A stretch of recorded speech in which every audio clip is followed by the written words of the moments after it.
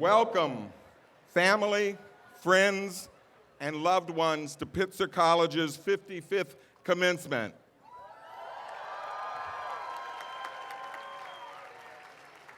This is a day of joy and celebration. My heartfelt congratulations to you, our graduating class of 2019.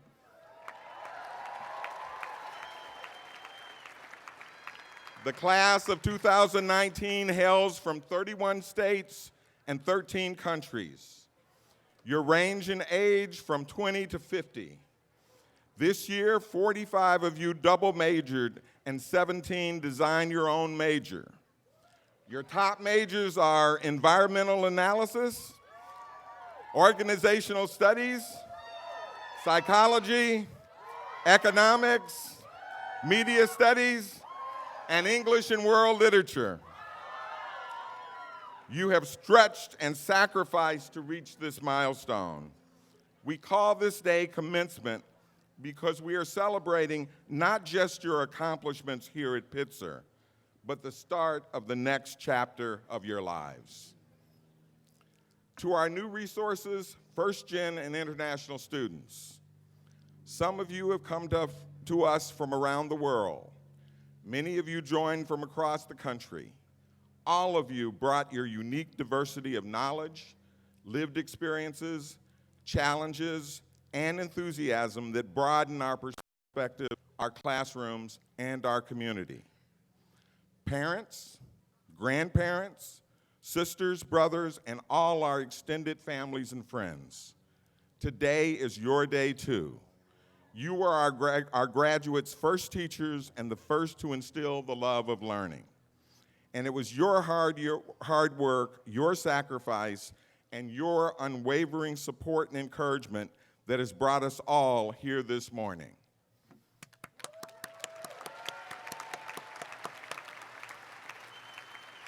Here with us on this happy occasion are members of our Board of Trustees and our Board Chair, Harold Brown. Trustees, will you please stand?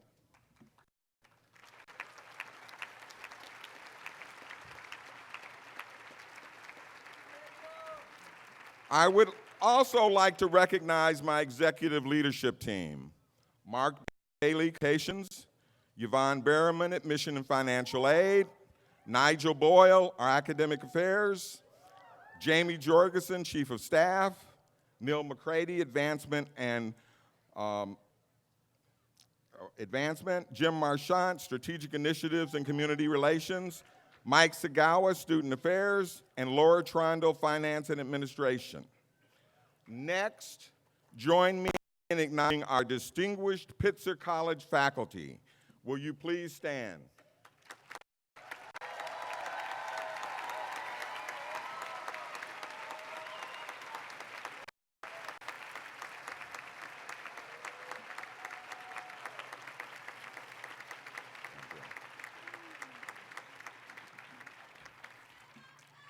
I would like to express my appreciation to Pitzer College staff members for their dedicated efforts today. In particular, I would like to acknowledge Commencement Coordinator Katie Toole, our Commencement Committee, Mark Kraubach and his groundskeepers and staff from Facilities and Maintenance, Custodial and Housekeeping, Food Services, and finally, every office on campus that worked together to create this beautiful celebration.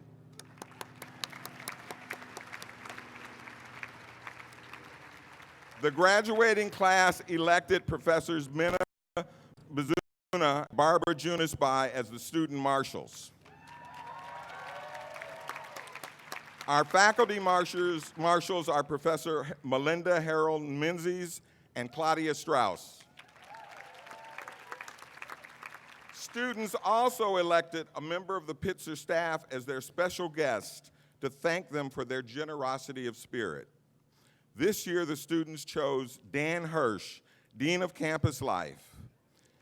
Dan is here today because he's attending his own graduation ceremony for earning his PhD in education from Colorado State University.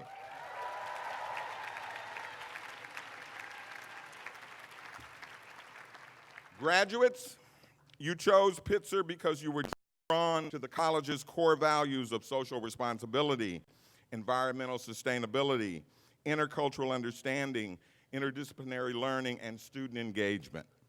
During the past 4 years, you have interpreted, applied, and lived these values. You lobbied and successfully helped your home state become the first in the United States to ban sunscreens that are harmful to coral reefs.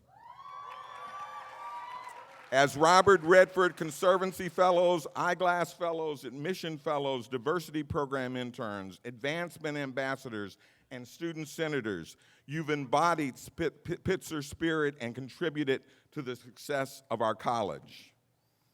Your work in raising thousands of dollars to support humanitarian and legal efforts at the U.S.-Mexico border was recognized by a member of the U.S. House of Representatives. And you did all this while mastering challenging material at Pitzer, the Keck Science Department, and the other Claremont College, and becoming authorities in your chosen fields. To our student athletes, you have balanced midterms with 6 a.m. practices while winning All-American, All-Academic, and All-SCIAC honors on the court, in the pool, and on the field. You were named SCIAC's Newcomers of the Year and Athletes of the Year, and you helped the Sage Hens claim their first conference all-sports trophy in program history, and you brought home the National Small College Rugby Organization 15's National Rugby Championship. Over the past 4 years, you played on Pomona Pitzer athletics teams. They've won 18 regular season SCIAC championships, 9 SCIAC tournament championships as well. Graduates, you've earned dozens of fellowships, scholarships, and awards for your academic achievements. We count among you EnviroLab Asia Fellows, Neuroscience Fellows, NYU Shanghai Writing and Speaking Fellowships, and a Critical Language Fellow, National Peer Tutor Writing Grants. You've won both a Freeman Asia Award and a Benjamin A. Gilman International Scholarship. You were awarded a Mellon Mays and Napier, a Davis Project for Peace, and an Alumnus Thematic International Exchange Seminar Grant. You will be performing full-time biomedical research at the National Institute of Health through its intramural research training program. And so far, 6 of you have won Fulbright fellowships that will take you from Asia to South America.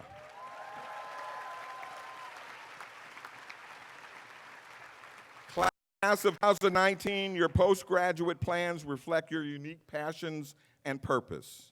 You will enter an array of professions from consulting and finance to education and environmental sustainability, from health and tech to politics and the arts. You will work for governmental, nonprofit, and private sector organizations.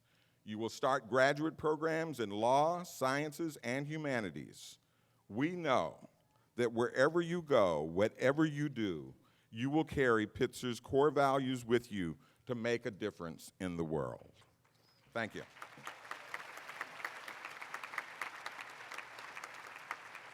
This year's senior class speaker is Jacquelyn Aguilera. Jacquelyn is from Thousand Oaks, California, and is graduating with a degree in mathematical economics and design, manufacturing, and management engineering. While at Pitzer, Jacquelyn served as the president of the Society for the Advancement of Chicanos and Native Americans in Science and was a member of the First Generation Student Club and the Latinx Student Union. After graduation, Jacquelyn will embark on a Venture for American Fellowship. Please join me in welcoming Jacquelyn Aguilera to the stage.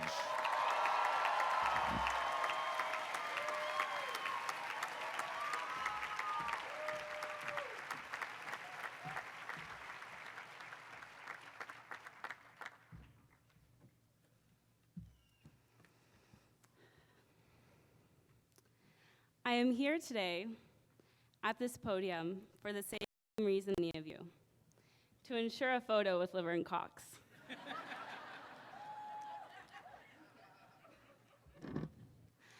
While I am here, I would also like to recognize the Tongva for the land we stand on today. And for the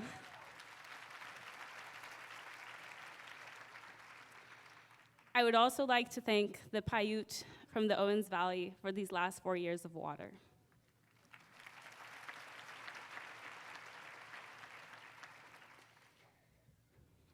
Congratulations, class of 2019. We did it.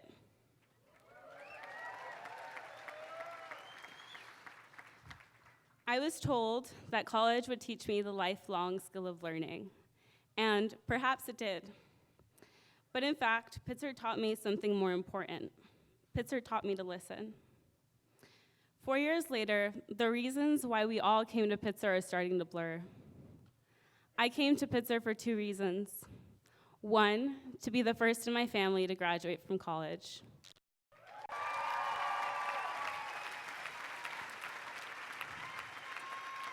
Can I have all of my first generation friends please stand up?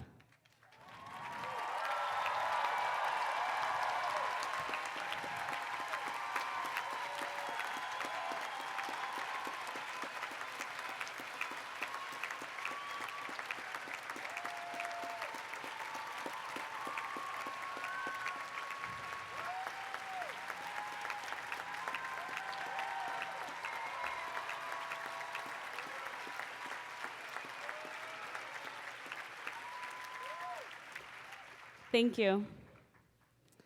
We are the first, but not the last. The second was to see how my college education could be used to create community change. I'll never forget the look on my advisor's face when I told him that med school was my backup plan. When I reached Pitzer, I decided to take a risk. You see, when I applied to college, Pitzer was a mere pit stop on my way to medical school. I thought that a doctor was what my community needed and what my family needed. I realized 4 years later that there's no right way to create change. When deciding on my major, I decided to look back on the things that made me happy and the things that made me proud. I remembered summer nights running an ice cream shop in the back of my grandma's house. That my mom started at the age of 17, despite not having had the opportunity to finish middle school. The second memory that brought me joy was building a chicken coop in my backyard. Something oddly familiar here at Pitzer. At that time, I had only finished middle school woodshop, but my dad's decades of expertise in construction made it possible to make a chicken coop large enough not only to fit our 5 chickens, but also to let our 20 parakeets roam free. Instead of molding myself to who I thought I was supposed to be, 4 years later, I can now only tell you who I am and who I am proud to be. I am a catalyst, I am a problem solver, and most importantly, I am the child of immigrants who crossed the border so I could cross the stage with you today.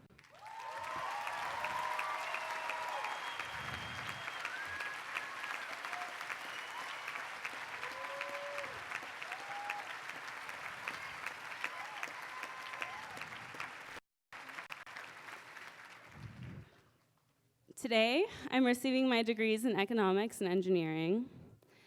I now hope to use both of these degrees to address the same issues I once did as a doctor as I now hope to do as an entrepreneur. I hope to start my own company and build medical technology to address health inequities.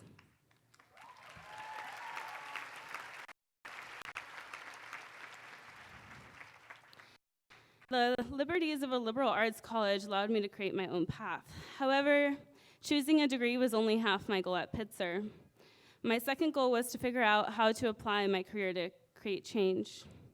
I chose Pitzer because I wanted to be along classmates who dreamt like Martin, who dreamed like Martin, strike like Caesar, and move walls like Marcia. I now know that justice and social justice is not something you learn or study, but rather something you listen. Now, I have a request for you all. Can everyone who likes to be wrong raise their hand? Okay, we have a few brave people. I don't know if it's true, but we'll see.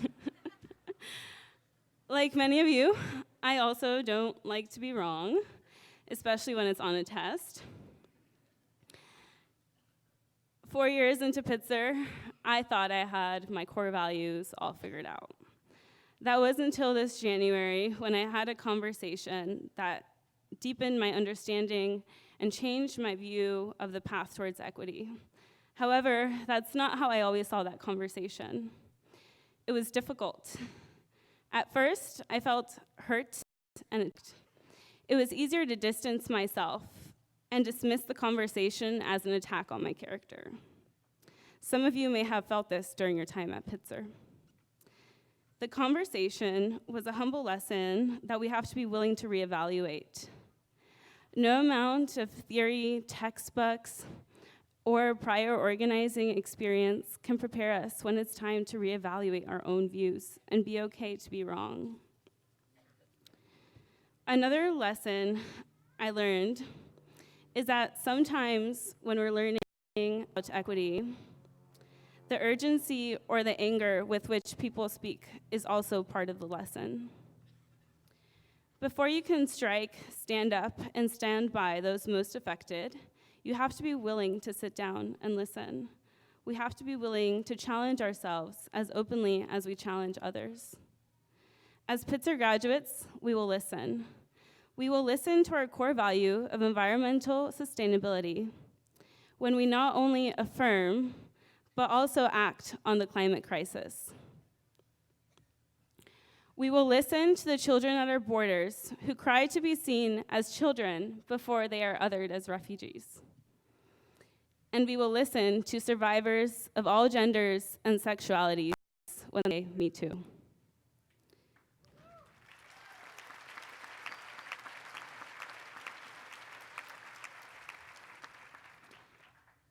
In a time of unprecedented polarization, Pitzer 19, we do not need more walls. We need more bridges. And we need you to be willing to be those bridges.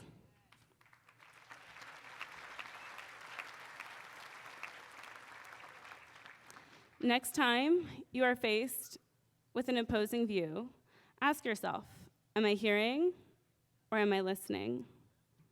In the words of Dalai Lama, when you talk, you're only repeating what you know. But if you listen, you may learn something new. Congratulations, 2019.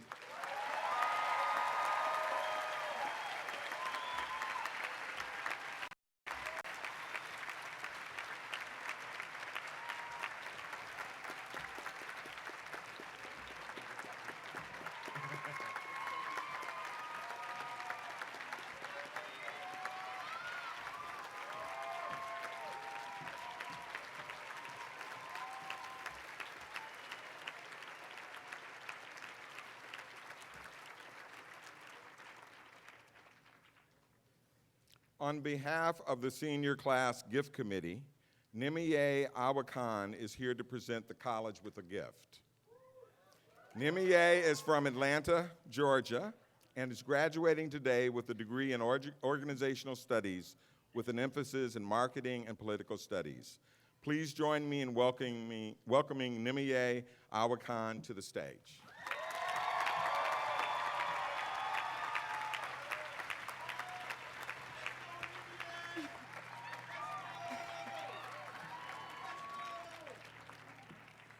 Thank you, President Oliver. Good morning, seniors, family, faculty, and staff. Class of 2019, thank you all so much for electing me as your class president.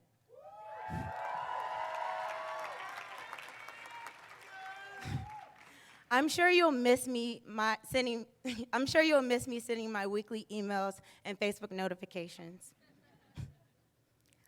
Coretta Scott King once said, "The greatness of a community is most accurately measured by the compassionate actions of its members." If there's one thing our class has, it's heart. We've shown how much heart we've had throughout our time at Pitzer. Many of us protested protested for Black Lives freshman year, supported first-gen students sophomore year, and studied abroad junior year, and currently fighting for DACA students. It is this characteristic that has allowed us to support one another. It may be difficult to name what support for ourselves looks like, but we find it by supporting others. Shout out to the people who let me cut for pasta bar line and shout out to Barbara Junis for relating to my Pisces energy. Personally, I found support through family, Ogun for life, friends, Nimbus's Bay, professors, and mentors. Pitzer prides itself, similar to what President Oliver said, sorry. Pitzer prides itself on producing engaged, socially responsible world citizens through education emphasizing social justice, intercultural understanding, and environmental sustainability. Our class has exhibited just that. One of the ways we've practiced the values is with contributions to our class gift. This year, the senior collected 3 important funds to highlight and invest in. The senior class gift serves to receive donations from current seniors and alumni to bolster these funds in a sense and pay it forward so current and future Pitzer students can access these funds. I wanted to share a little about each of these incredible funds to illustrate Pitzer's core values. The Pitzer Civil Rights Immigration Fund assists potentially vulnerable students with continuing access to Pitzer College education with confidence and without impediment. This fund defrays costs and imposed on students by legislation that targets people based on their immigration status or facing civil rights-related issues. The Dean of Students Emergency Fund provides financial assistance to currently enrolled Pitzer students who are unable to meet immediate essential expenses because of temporary hardship related to an unexpected emergency. A student who has used the fund said, knowing this fund offers support for trans students and helps with legal name changes and gender marker identity changes, it makes it easier to navigate. That's very important in this state. The emergency fund helps with food insecurity, emergency housing, transportation, access to medical, prescription, off-campus counseling, and more. And lastly, advocates for survivors of sexual assault. AIDS efforts to support survivors create a campus environment that combats rape culture, fosters allyship for survivors of sexual assault, sexual harassment, domestic violence, or hate crimes, and expands programming around those. In this contentious social climate, we especially felt that these funds are inclusive and meaningful to represent the values of our class. There are many marginalized students on this campus who continue to be disenfranchised each day. Raising money may not seem like much, but we hope that it can make their lives a little easier. This year's class gift funds have had an impact on not only ourselves, but communities in need. I'm a first-generation college student and a child of immigrants from Nigeria. As an avid member of the Black Student Union First Gen Club and serving as your class president, I've seen firsthand how impactful these funds can be to a variety of students. These causes have been historically underfunded, which is why we saw fit to make a change. Throughout our gift campaign, we showed the heart that's always been a connecting factor within our class. The class gift was our platform to continue to fight towards justice. I'm proud to say, with a 62% participation rate, the senior class effectively raised $1,973 for these funds. Class of 2019.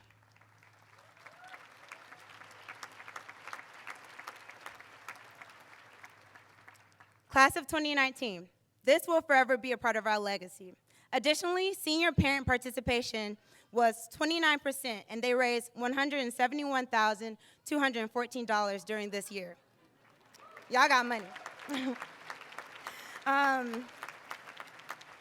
We've been able to support our community and collectively help those in need. Thank you to those who donated. Clap for yourselves. I urge you to continue giving to these funds to support members of the Pitzer community for years to come. Thank you.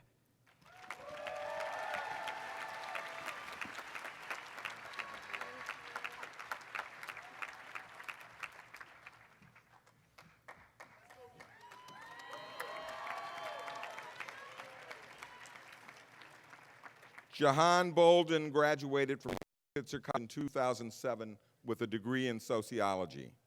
Jahan currently serves as Associate Director of Community Development and Annual Giving at Pomona College. She is a past alumni board member and continues to be an active alumni volunteer and ambassador for Pitzer. Jahan is here today with a special greeting on behalf of the Alumni Association. Jahan.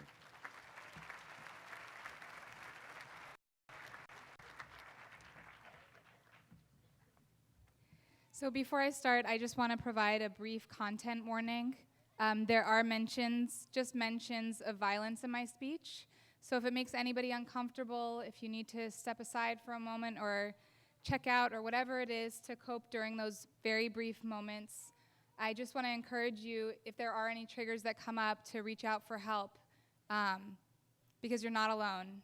And I've been there, and I understand, and there are a number of resources available. So with that, I want to dive in. Hopefully I didn't scare everybody first. We've all encountered fear at different points in our lives and will continue to do so.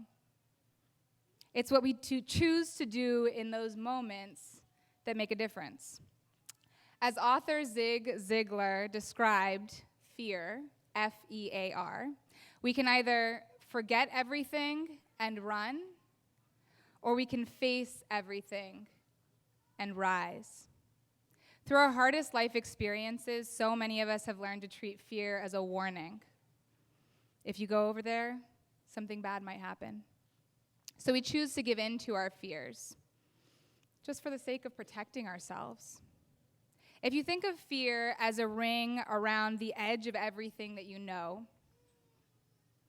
it's the layer that represents the unknown, everything outside of that world. Every time we succumb to our fear, trying to keep ourselves safe, we're actually confining ourselves to this limited space. We're shrinking ourselves and the scope of our lives.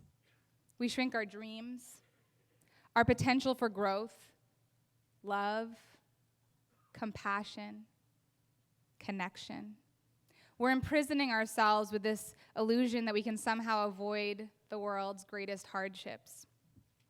It's impossible to control everything about the world around us. Trust me, I've tried many times and failed. All of us, no matter how big or small we allow ourselves to be, will continue to encounter fears as we move forward. It's what we choose to do in those moments that determine whether we contract or whether we step out into the unknown and expand to reach our greatest potential.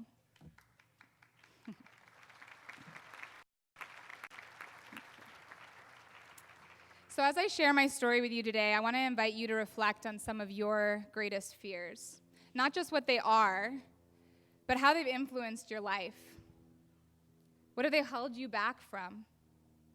What would your life be like if those fears were gone and you found yourself peacefully on the other side?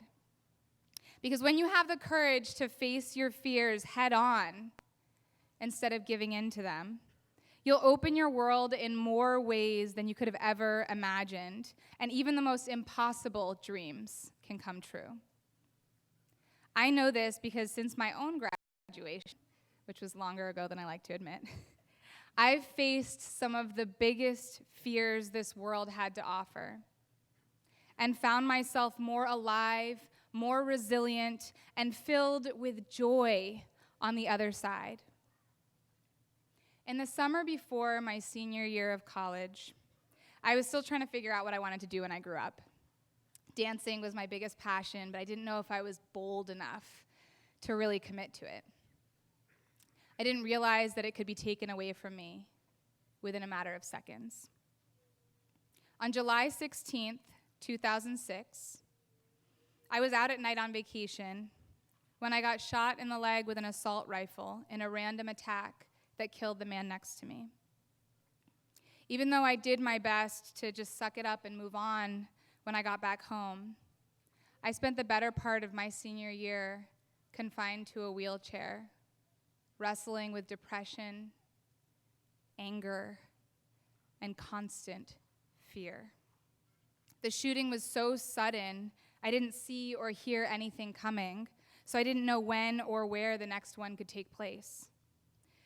During my commencement, when I was sitting in my cap and gown like you guys are today, I was excited that my friends and I had finally made it with the help of incredible professors, staff members, and community service. But I was also filled with fear.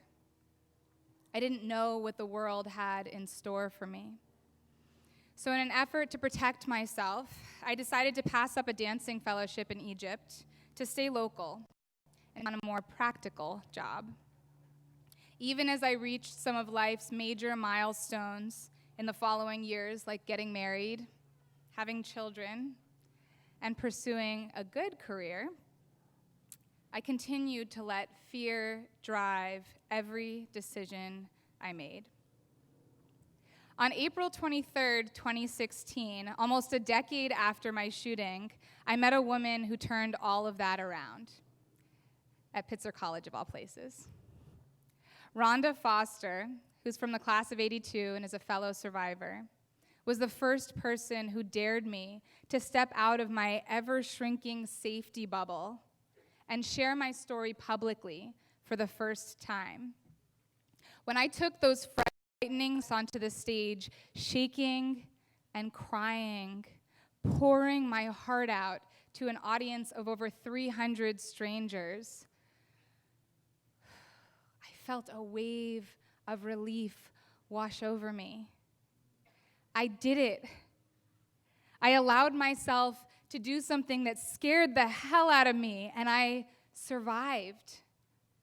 With a newfound resilience, I moved on to confront all of the fears that had haunted me throughout the years. And with every timid step I took, I grew stronger. When I used that same courage to start conquering the fears that had held me back from pursuing my dreams, the things that I loved the most, I found myself living a life far beyond anything I could have imagined even a couple years ago. I had been scared for my life in public places. Now nothing holds me back from going wherever I want and enjoying every moment of it, including this time being here with you. Thank you.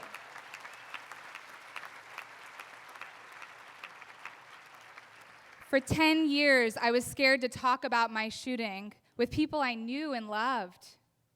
Now I share my story with strangers around the world every day. It's even been published in international publications like Cosmopolitan magazine and Women's Health magazines. I didn't feel worthy of being a leader to create the kind of change I wanted to see in this world. Now I'm the world's leading coach for survivors of gun violence. I travel the country as a motivational speaker, leading community resilience shops, hosting online recovery programs, and spreading hope, something I lost sight of for so long.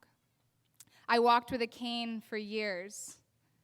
Now I can walk, run, and even dance again.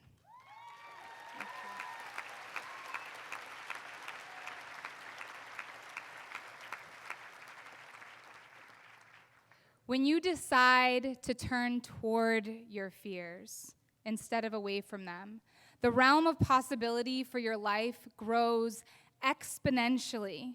Every time I'm ready to take the next leap toward my dreams, I make a list of everything I want to accomplish. I point to the one that scares me the most, and I dive in. Sometimes it ends up being so much easier than I expected, and sometimes it's excruciating.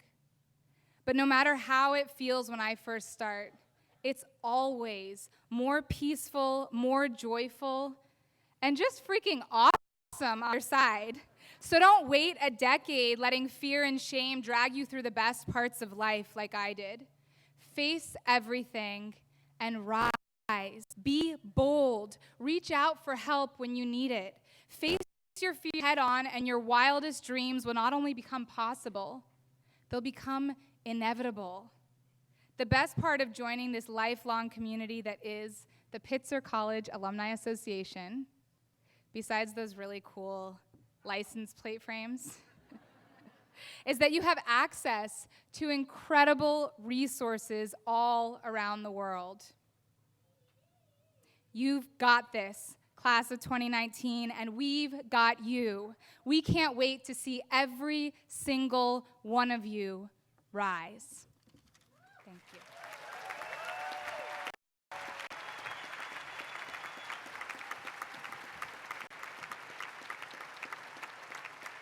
Thank you. This is the inaugural year of a new commencement speaker recognized as the President's Speaker. I'm pleased to introduce Student Senate President Shivani Kavuluru as this year's President's Speaker.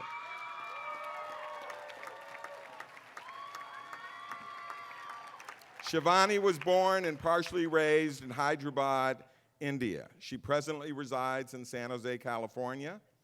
Today, Shivani graduates with the double major in English creative writing and philosophy. She plans to pursue law school and hopes to one day become an immigration attorney. Shivani.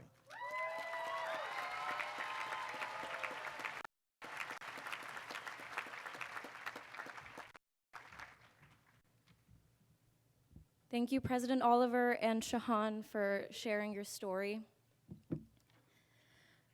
Whew. Good morning and graduation Shabakanshalu. That Telugu for graduation greetings. Pitzer College Class of 2019, professors, families, guardians, staff, and admin, it's an honor to be given the opportunity to speak in front of you all today. First, I'd like to take a moment to recognize the Tongva people on whose land Pitzer is on. I would also like to recognize any and all first-generation students for your incredible accomplishments. And finally, thank you, Amma and Nana, for working so hard to give me this opportunity today.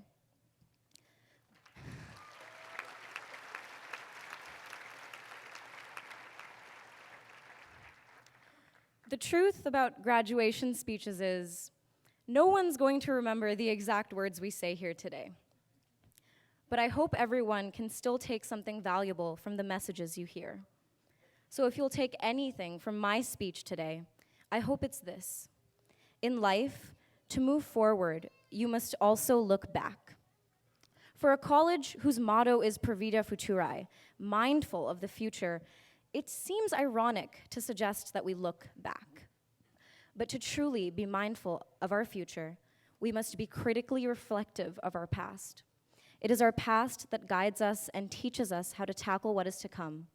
Without it, we would be unable to grow from our experiences and mistakes. So know that it's okay to look back, so long as you know that forward is where you're going.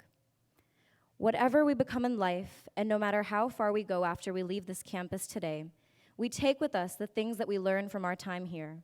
So to truly be mindful of the future, I encourage all of us today to think thoughtfully about our years together here. When I look back at our years together as a class, I'm reminded of just how involved most were with the issues that we were most passionate about. Every graduation speaker traditionally gives a charge to their graduating class. But the message of my speech is one that I'm still learning myself, and that is to remember to take time off with loved ones and to have fun, and to not continuously be working. Upon first glance, this statement sounds like a privileged thing to say. Oftentimes, the people who could benefit from having time for themselves don't have it because they're so busy working. And this is true. But even so, I believe that it is healthy and it is important to carve out time not to work. We can only give our best when we are at our best. So it is far better to say no and not to commit to something than to commit to something and not fully participate. If you put too much on your plate, things will slip off. So it's okay, it really is okay to take fun breaks and seek help when you need it. You deserve all the help and support I've seen you give your peers over the 4 years here. One thing our class has been known to do is hustle. From day one, we have gone above and beyond ensuring Pitzer College is supportive to its students. From leading the Pitzer Strategic Plan, to supporting FEMS in STEM, leading Identity Board, to winning sustainability awards, we have been working tirelessly for the past 4 years, and Pitzer College is truly better for all of your hard work. But amidst all that, I've noticed that it's easy to get caught up going from one thing to the next, especially when your job is something others rely on you. But even then, I hope we can make more time for family, or for fun times with friends and lovers, or just make time for ourselves. There are people, events, and moments that have helped us grow to be who we are today. So let's make time for fun and memorable moments. Look, odds are we're going to be working for most of our lives, whether that's grad school, a research job, or a job anywhere. So I hope that we all will remember to make time to not always working and relax every now and then. And remember that sometimes looking back is a very useful tool in helping guide all of us forward. As we stand on the precipice of our post-undergraduate lives, ready to show the world what we're made of, let's not forget to make time for the people that made us. To the parents, guardians, siblings, friends, and mentors, thank you. Provida Futura, class of 2019. Let's step into that future together.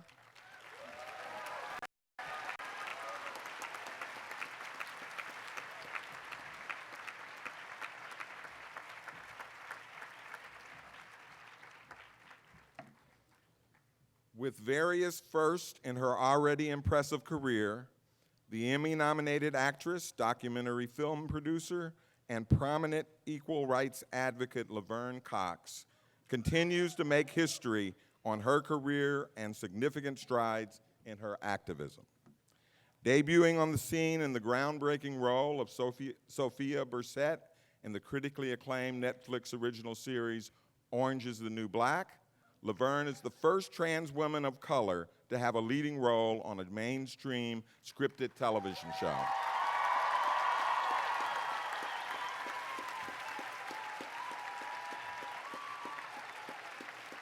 Laverne has earned numerous honors and awards for her work in advocacy.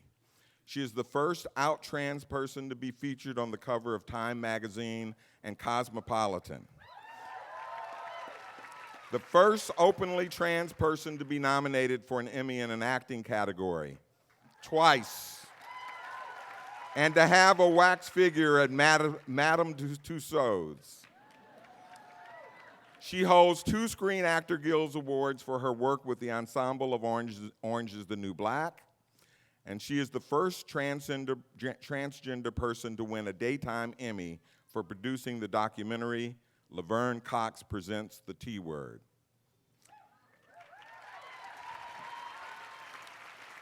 An advocate with an empowering message of moving beyond their expectations to live more authentically, she has also been named one of Time Magazine's 100 Most Influential People, one of Glamour Magazine's 2018 Women of the Year, one of the Grio's 100 Most Influential African Americans, among other accolades.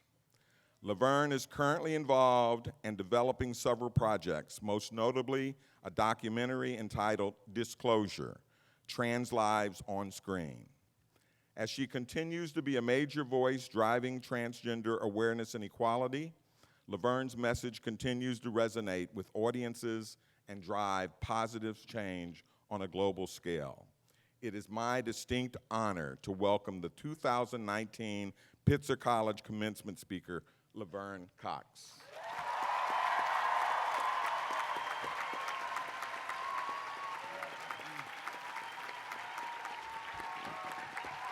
Pitzer College, graduating class of 2019. How are you feeling today? Thank you so much, President Oliver, for that wonderful introduction.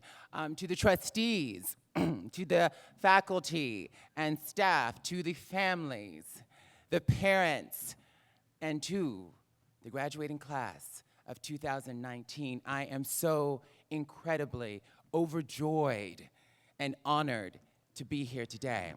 Oh, yes. I have to say that I am so incredibly moved by all of the speakers who have come onto this stage today, and I'm just so inspired by your engagement in the world, Pitzer students. I'm so incredibly inspired, and I've learned so much just listening. Now I have to tell you that I have agonized over what I would say to you today. Today, as you transition from one part of your life to the next part of your life. And what kept coming up for me over and over again is a passage from Bell Hooks' book, Yearning, Race, Gender, and Cultural Politics. Do we know Bell Hooks here, some of us? It's Pitzer, of course you know Bell Hooks. And there's a moment in Yearning where Bell Hooks says, language is also a place of struggle. I was just a young girl coming slowly into womanhood when I read Adrienne Rich's words. This is the oppressor's language, yet I need it to speak to you. Language is also a place of struggle. Dare I speak to oppressed and oppressor in the same voice? Dare I speak to you in a language that moves beyond boundaries of domination, a language that does not bind you, fence you in, or hold you. Language is also a place of struggle. The oppressed struggle in language to recover ourselves, to reconcile, to reunite, to renew. Our words are not without meaning. They are an action, a resistance. Language is also a place of struggle. This quote from Bell Hooks always takes me to this place where I think critically about language and the struggle for language and finding the words to express what I'm feeling, what I think, and what I believe, and how language often falls short.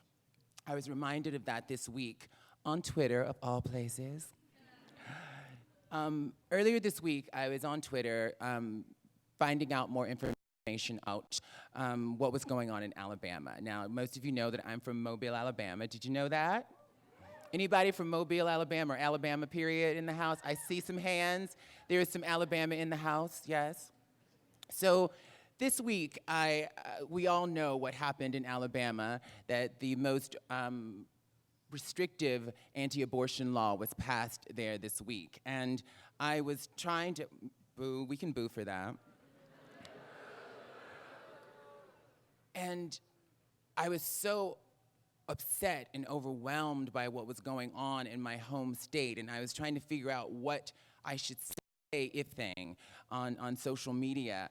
And I was scrolling through my timeline, and I saw my dear friend Michael Skolnick's words, which said, "A woman's body, a woman's choice, end of story."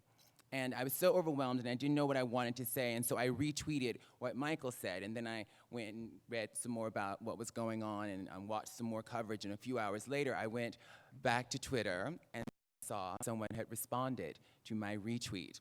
And they basically said, essentially, Laverne, how are you going to retweet this and erase your trans brothers? they basically said that, women and people who identify as women are not the only people who are affected by anti-abortion laws, that people who identify as women are not the only people who get pregnant. And we can applaud for that. It's the truth. But I have to tell you, my first reaction to the tweet was not to applaud.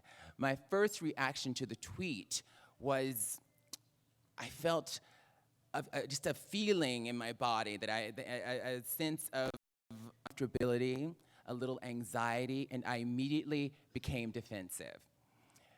And so what I've learned about myself when I feel defensive, when I have that feeling, is that I have to get curious when I feel defensive. Because if I feel defensive, something is going on. So as I got curious and began to explore what was going on, first of all, I was made really uncomfortable. I was being sort of called out on Twitter, and that's like a really uncomfortable thing. And I have a few followers on Twitter. And so people were gonna see it. And so I felt uncomfortable because of that. And then I kept thinking, and I was like, I said to myself, can we just have a moment where we keep this simple? There's so much going on in the world right now, and it is so complicated. Can we just keep it simple right now? People don't want to be thinking about like trans people and particularly trans men having babies. Can we just like keep it simple right now? That's another thing that came to mind. And another thing was, can we have a moment for women to be in solidarity with each other? Can I just be in solidarity with my sisters on this issue? Do we have to like make it about all of the complicated, nuances of the issue? And then I also thought, we really don't need the mainstream America to be thinking about transgender men, specifically pregnant and having babies.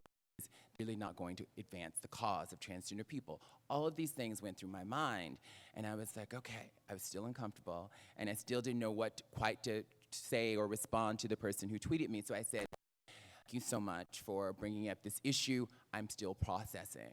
And as I continued to process, I thought, for the first time, what if I were a transgender man? What if I were a transgender man, someone assigned male at birth, but who lived and identified as, who was assigned female at birth, I should say, and who lived and appeared to be male and identified as male, and for whatever reason, I became pregnant unintentionally? What if I were that transgender man? And all of the language that was being talked about around abortion rights talked about women. And healthcare facilities were making policies and implementing practices that were all about women, and I find myself, a trans man, all of a sudden pregnant unintentionally, and all the language and all of the policies and everything that's been designed is about people who identify as women. And then if I have to terminate that pregnancy, and I go to a healthcare facility and am presenting as someone who appears to be male, who identifies as male, and the healthcare practitioners have no understanding, no idea of how to handle this situation. If I were that trans man, I would really want to have language that incorporated and included my experience.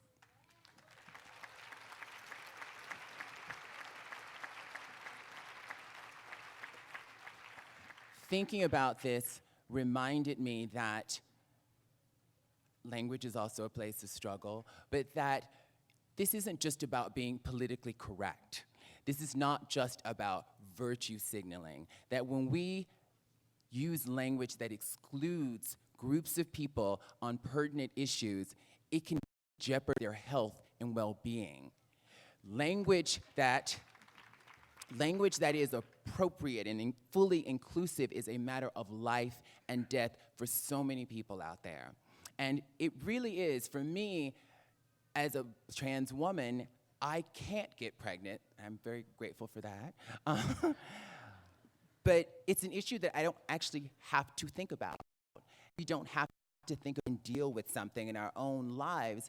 That is an incredible privilege. But if we are the person who has to deal with the issue, it is so important to be inclusive and to have our issues dealt with. And so what this brought up for me is that as you go out into the world, you're going to be faced with a lot of difficult decisions, a lot of things that will make you uncomfortable, that are complicated and nuanced issues, and sometimes you might just want to keep it simple and just focus on, can we focus on this part of the issue right now and just leave this out, leave this group of people out.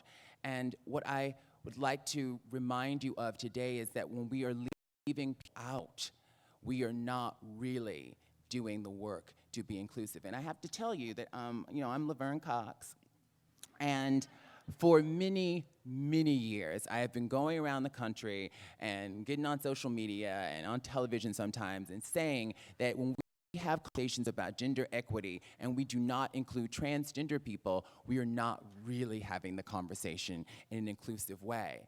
And so Laverne Cox, who's been preaching this for many, many years and who feels like and thought that I was aware on this issue, I had a moment of saying, let's keep it simple. Can we not complicate this issue right now? And so, no matter how enlightened or informed or woke we might think we are, there is still a lot of work that we're going to have to do to make sure that we are really considering everyone's perspective, and that is a very difficult thing to do. So much, I was so excited when I heard a student earlier say that it's so important to listen. And in this process of leaning into discomfort, that plane is really loud.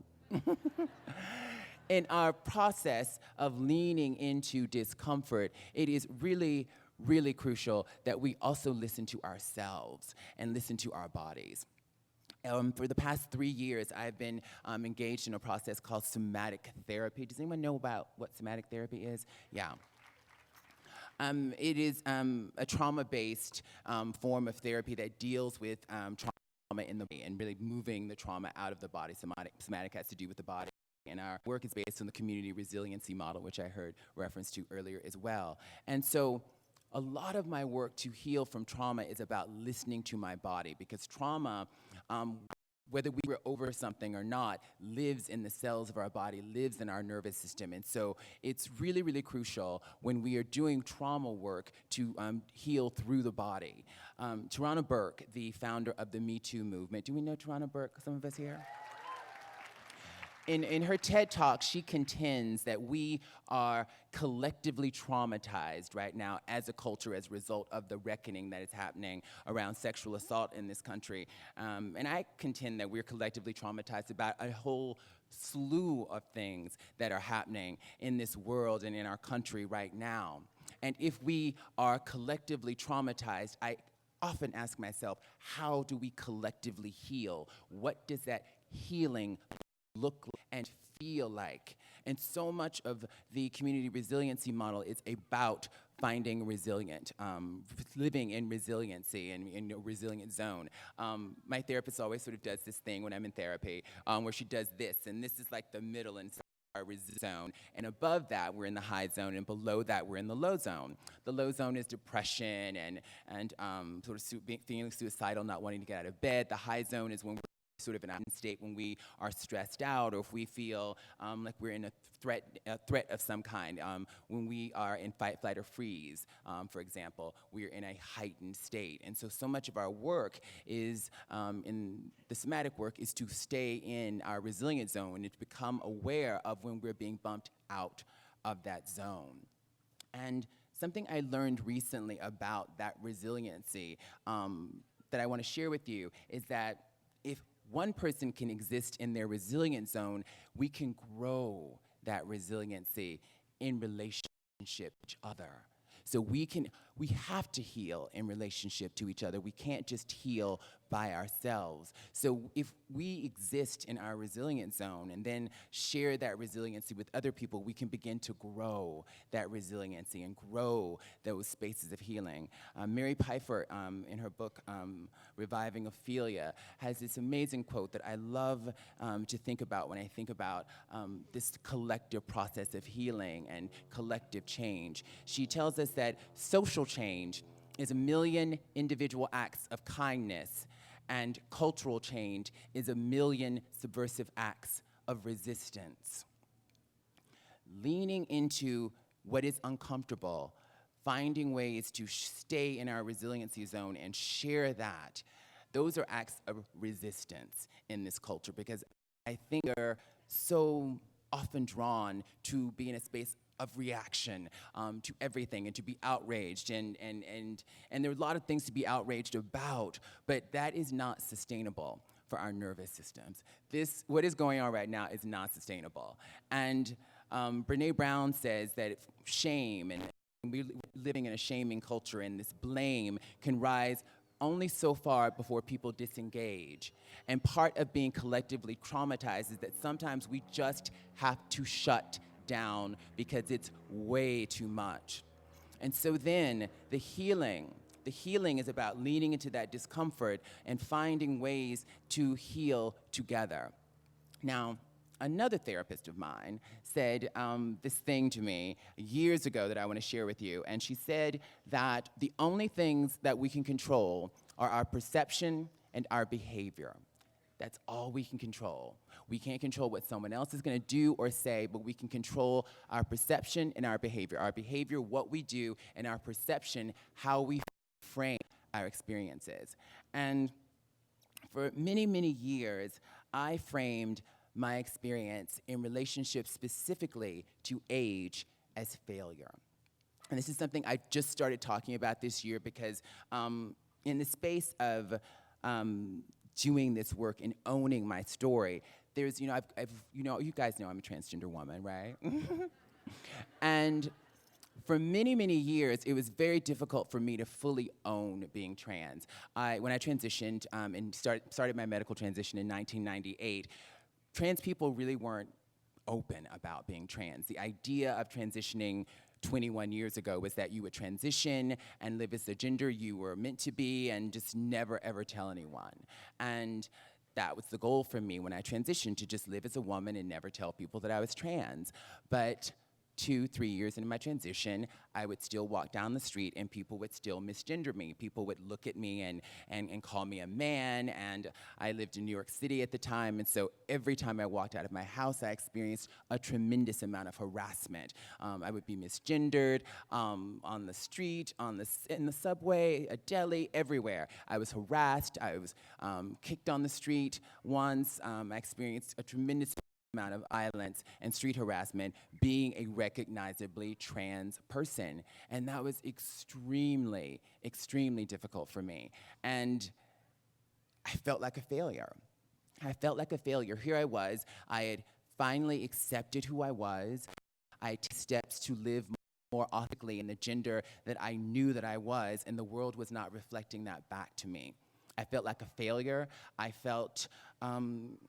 just felt like I didn't want to live, and it was really difficult. Life is not easy for anyone, but every time you walk out of your house and you have to deal with harassment, with people calling you out of your name and possibly experiencing violence, I got to a point where I just didn't want to live. And so there was one moment when I figured, okay, this is what I can do. I figured out how I was going to kill myself. I'm not going to tell you what I was going to do because I don't want to encourage that. But when I figured out what I was going to do to kill myself, I typed up little notes. And the note said, my name is Laverne Cox. I should not be referred to by any other name. My preferred gender pronouns are she, or I should not be referred to by any other pronouns. And when I killed myself, I was going to have that note in either pocket, and I was going to have the note in several different places in my apartment so that I would not be misgendered in my death the same way I was being misgendered and disrespected on a daily basis in my life. And it was a really low point for me. I remember printing the notes and putting them around and contemplating how I was going to do this and when I was going to do it. And I'm honestly not sure what kept me from committing suicide way back then. I think part of it is that I found a new acting coach named Susan Batson, and her process, her acting process gave me a new lease on life. And when I discovered her, she imparts in all of her students that acting can be this art form that can change the world if we do the work to create walking, talking human beings and to tell human stories that can shift the molecules in the world. And I think because I discovered her and I became incredibly committed to her process and becoming an artist, that kept me from taking my own life. Art has consistently been this thing that has lifted me up and saved me throughout my life. And as I stand here before you today, I am so grateful that I did not commit suicide back then, because I understand. Now I understand that I am here for a divine purpose.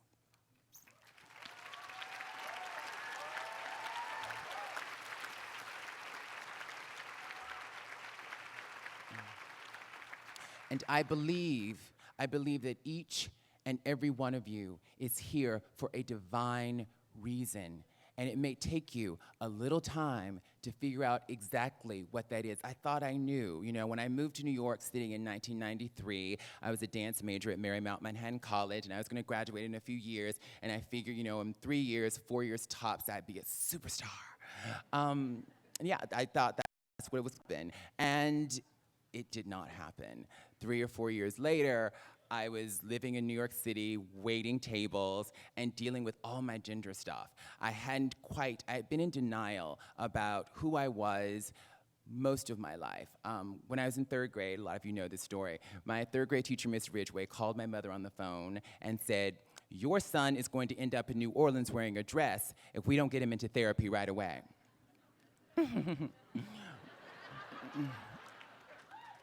And the therapy that I went to after Miss Ridgway's pronouncement, the reparative therapy that I went through as a 3rd grader, and Miss Ridgway and my mother and all the kids who bullied me in school made me internalize so much shame about the feminine creature that I was. And I was running far, far, far away from ever ending up in New Orleans wearing a dress.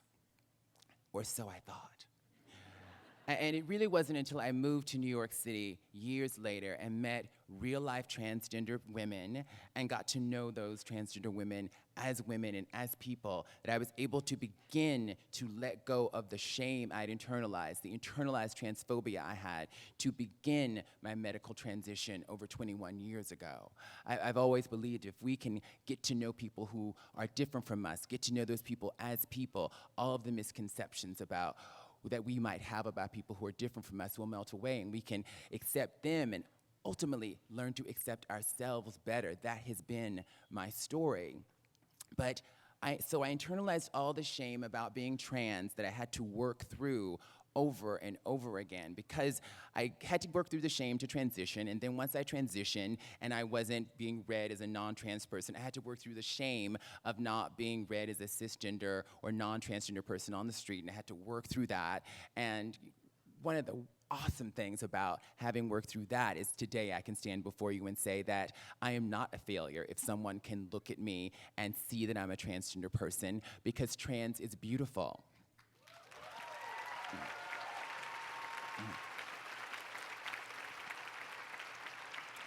I am not beautiful despite my big hands, my big feet, my wide shoulders, my deep voice.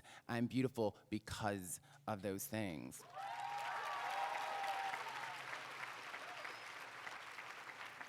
But the process of here has not been easy. A pivotal moment happened for me in 2010 when I found a class in New York City, an acting class called Act Out, which was started by a visionary acting teacher named Brad Calcaterra. The class still exists in New York if you want to go and check it out.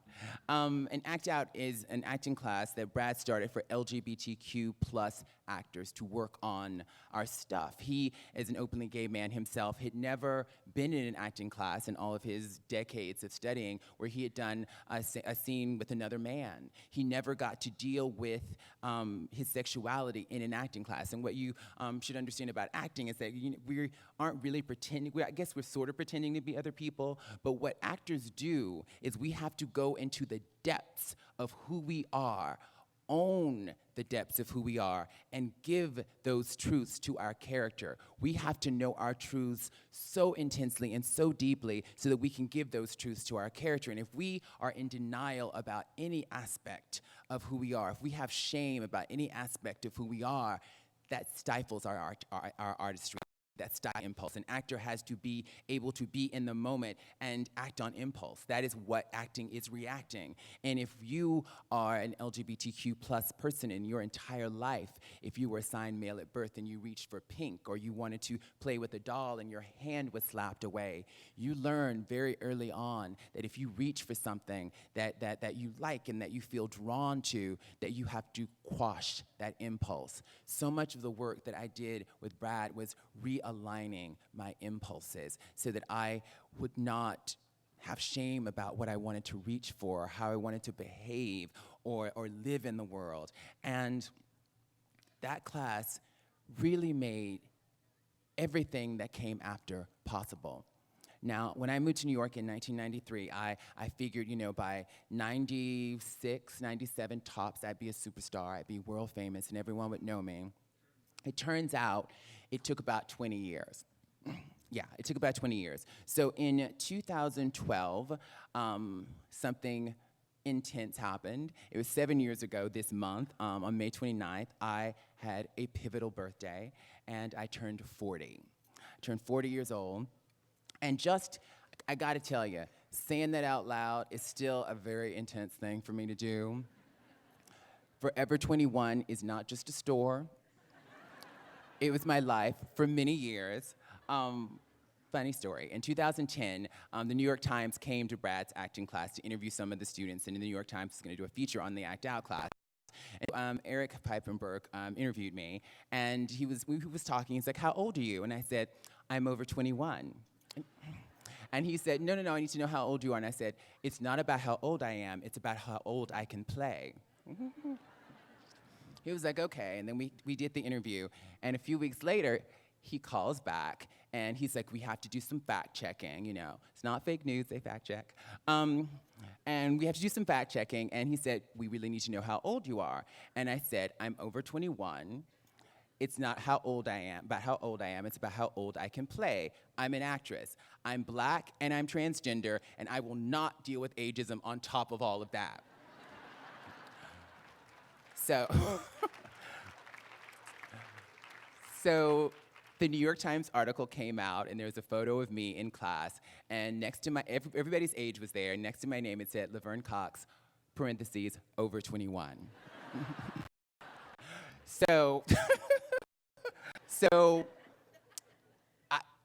Girl, for many, many, many years, I have never, ever, ever said how old I am. I've never confirmed or denied my age, and so much of that was about the story that I told to myself about age and aging. Part of the one element of the story was that after a certain age, I'm no longer dateable, I'm no longer effable. And I'm no longer hireable. That was part of the story, and I was like, okay, if they want to hire an actress over 30, then I'll never be over 30. Perfect. And then you kind of get a little famous, and at one point, I think there are still 3 ages on Google for me. I think that is the case. But eventually, my real age sort of comes out, and it starts being used in articles, but I'm still in sort of this denial about it. I still haven't confirmed or denied it. So because I haven't confirmed or denied it, it's not real in my mind. So this is the story I'm telling myself. And the interesting thing is, when I turned 40 in 2012, I had been acting for a very long time, but I hadn't really gotten anywhere in my career. I was thinking that I haven't worked in years. At that point, too, I was also in rent arrears for my apartment. I had an eviction notice back in February of 2012, so I was on a payment plan to avoid being evicted from my apartment. I was now 40, and actresses don't really work after 40. So I was like, I have to do something else. And so I decided I was gonna stop acting, and I was gonna go to graduate school. I bought GRE study materials at a discount from a friend, and I started doing research on graduate schools, and I thought this is the smart thing to do. It's time for me to get a real career and let this acting thing go. And then in August of that year, my agent calls me and says, there's an audition for this new web series, and I think there's a part for you. You should go on an audition. I was like, well, I think I'm done with acting. He was like, do the audition, see what happens, you know. And I went to the audition, and it was for a television show called Orange is the New Black. I got the part, and I got the part, and by episode 3 of the show was my character Sophia Bursett's backstory that we shot. And even though I was on a day rate, we did so much, I got so much over during that episode that I was able to pay my back rent from all the way back from, you know, January. And then I paid my rent 6 months in advance. And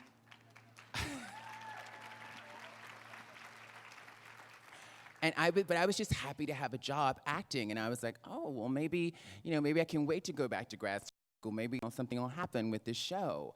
And 2 years after I decided to give up acting, that my time was up as an actress, 2 years later, on my birthday in 2014, the cover of Time magazine with me on the cover was revealed. And the day before that, I got a Critics' Choice nomination for my work in the first season of Orange is the New Black. And a few months after that, I was nominated for a Primetime Emmy, which you heard earlier makes me the first openly trans person nominated for a Primetime Emmy in an acting category. And I was about to give up. I was about to give up on the dream I had had my entire life. I had this story around, I was too old to do this. I had this story, really, I thought, maybe it was just time to do something else. And then I discovered that the universe had a different plan for me. The universe had a different plan for me. And what the universe had in store for me was way bigger than I had ever dreamed for myself, way bigger. I can't really even believe my life now and the ways in which I get to touch people all over the world through my work as an actress, but also my work as an advocate and just sharing my story. And what I want to say to you about this part of my story is that you might leave here today with very specific ideas about what your path will be, what your future will be, how many years it's going to take, and this is exactly how it's going to happen. And life is likely going to happen, and if you survive, hope God willing you will, things will change and perhaps turn out very differently than you would imagined. And you will get to where you're supposed to be, but you'll have a lot of detours. And what I want to say to you is that don't give up before the miracle. Don't give up before the miracle. And that means just keep trying to figure out how to take the next right action. Courage, leaning into what's uncomfortable, allowing yourself to be vulnerable, and then getting yourself psychologically and emotionally ready for it when it happens. What's clear to me is that I was not ready to be a superstar psychologically and emotionally when I was in my 20s. I was not ready in my 30s. I am barely ready for it now. But I have done so much work on myself psychologically and emotionally that I can begin to receive the wonderful blessings that the universe has been here to offer me. So doing the foundational work, the work to heal from shame and trauma, the work to fully own who you are and your truths is so crucial to prepare you to be able to receive the blessings that the universe has in store for you.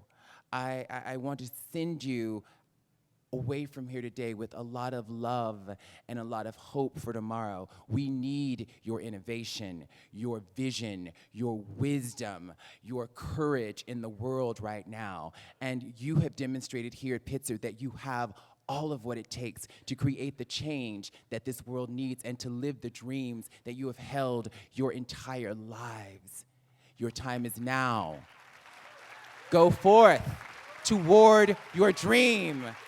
Thank you so much, graduating class of Pitzer 2019. Go towards your dreams. Thank you.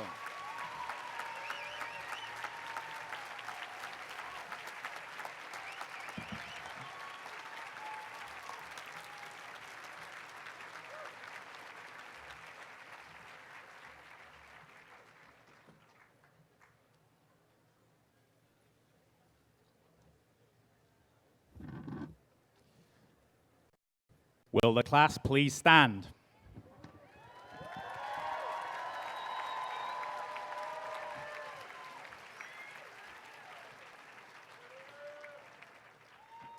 And now, Mr. President, upon a recommendation of the faculty and with the approval of the Board of Trustees, I have the honor to present the candidates here today, together with those who are absent, who, having completed all requirements, are to receive the degree Bachelor of Arts. By virtue of the authority vested in me by the Board of Trustees, I confer upon you the degree Bachelor of Arts.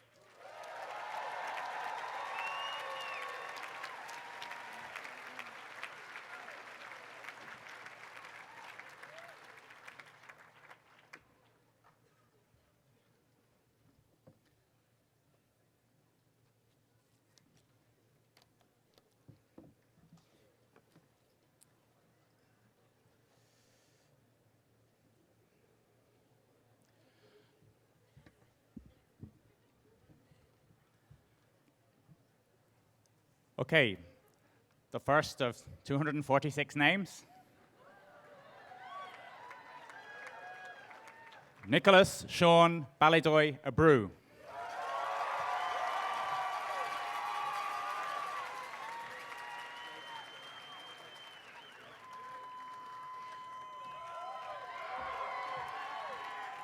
Jacquelyn Aguilera.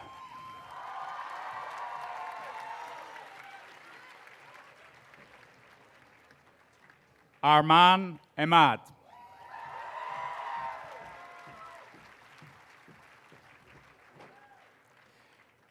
Dana Alimena.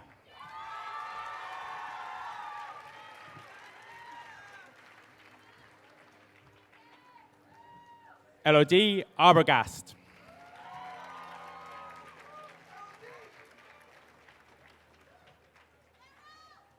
Daranisha Arsenault.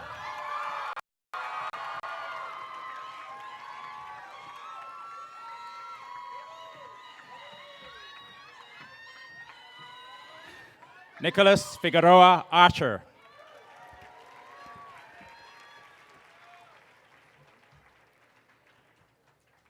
Hannah Alexis Ruth Aaron.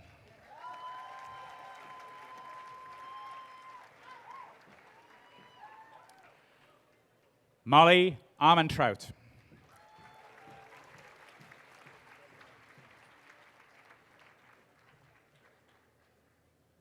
Nimie Awakan.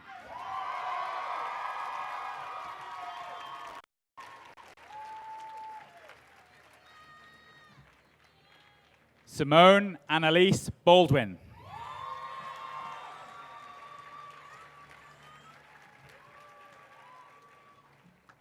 Aline Michael Bankhead.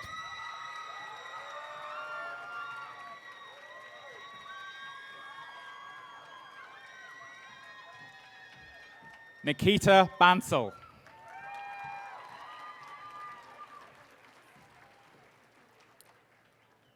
Arnesh Batlaw.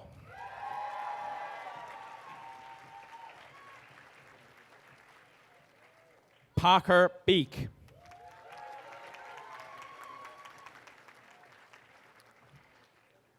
Jennifer Dana Beckenstein.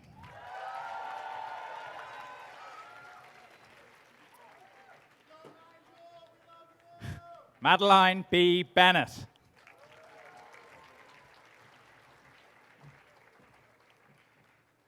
Robert Bettinger.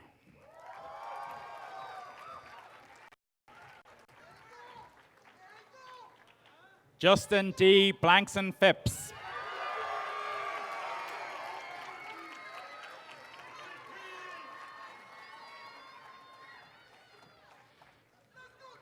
Azura Rosalie Booth.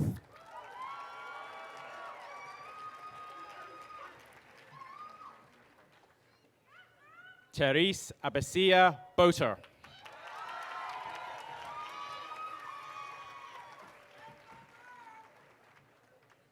Marjorie O. Bracken.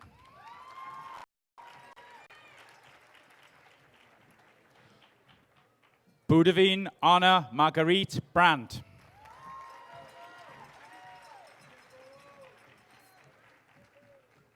Philip Edward Brayley.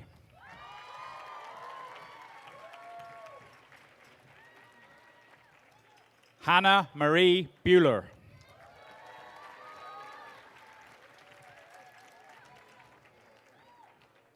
Madeline Bunnenberg Ross.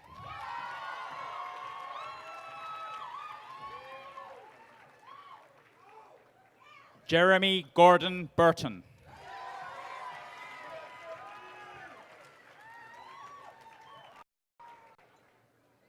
Catherine Midori Carey.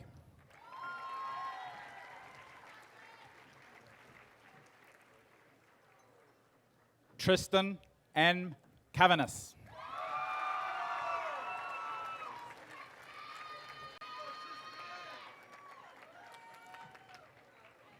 Prince Herbert Chaveka.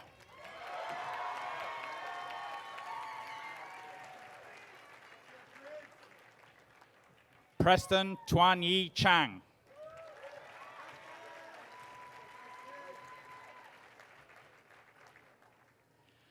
Hannah Chu.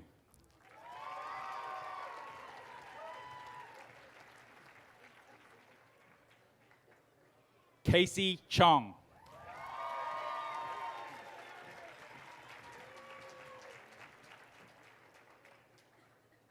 Tanzila Tasnim Che.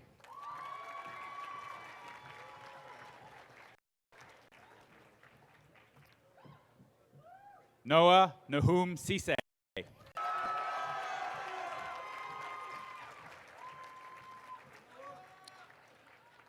Griffin Cloud Levine.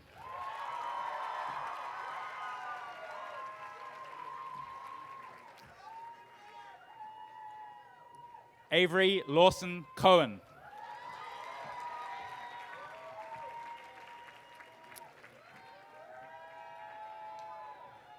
Lachlan Cryer Connors.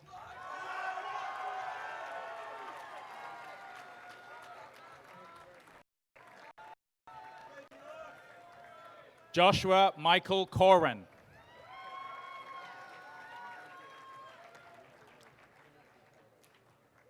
Samantha Westlake Koss.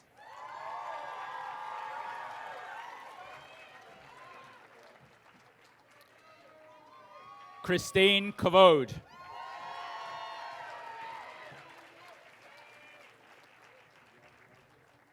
Kurt Thomas Crandall.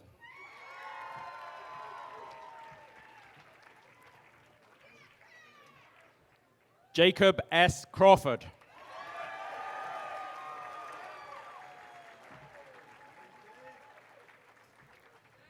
Alec Sidney Crosswell.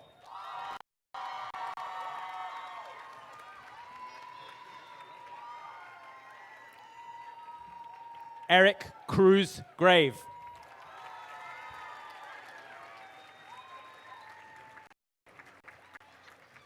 Perry Marie Coppins.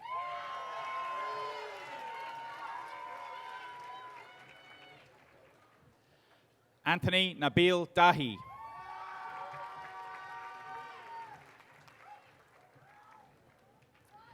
Sujay Dayal.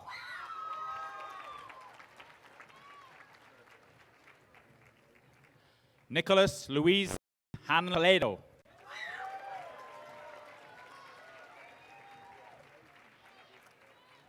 Olivia Grace de Jong.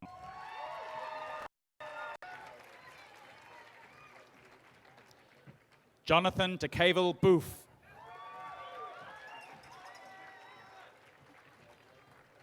Nicholas DeCavel Booth.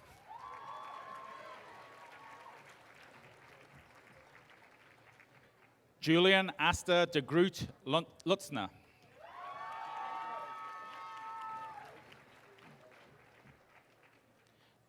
Noemi Delgado.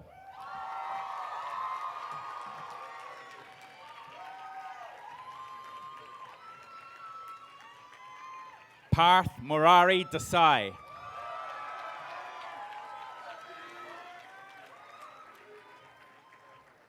Warley Thompson Deutsch.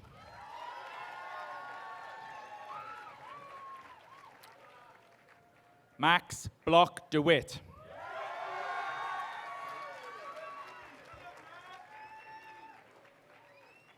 Lucia Anatoly Di Bartolo.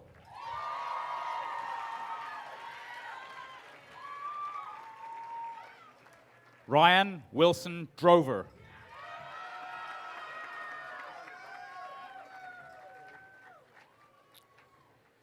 Gina Ray Duran.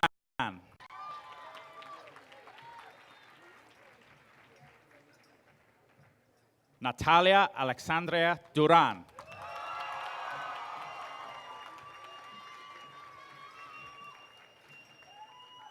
Alessandra Ace Elliott.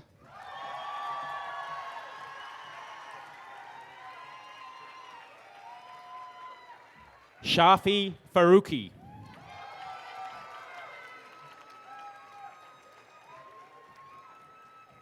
Joel de Jesus Fernandez.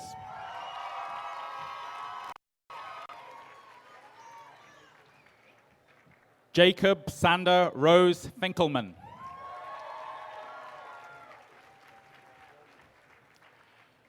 Aliana Rose Flagsberg Sai.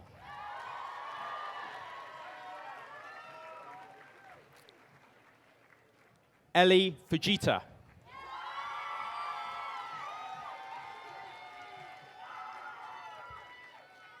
Summer Ember Garrison.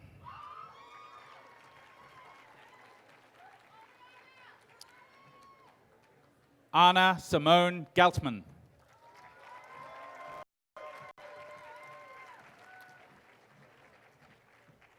Madeline Reeve Gould.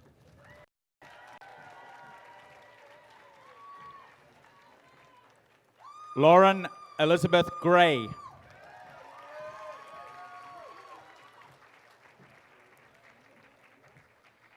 Zandrine S. Smith Griffin.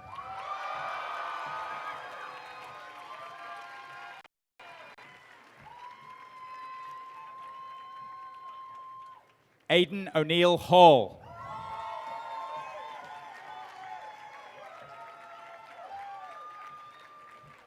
Anna Ruth Hall.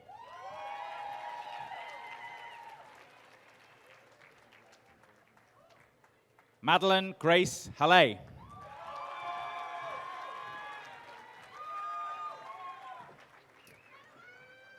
Erin Ange Harris Terrell.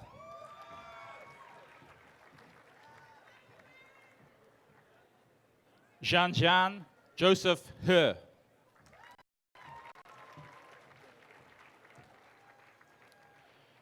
Mia Patricia Hepner.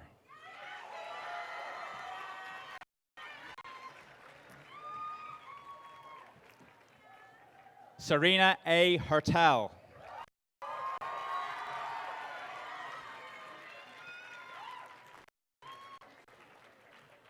Justin Matthew Hess.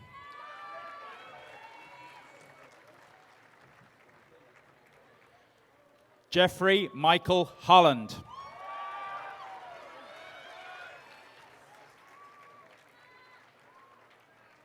Jordan T. Hollinger.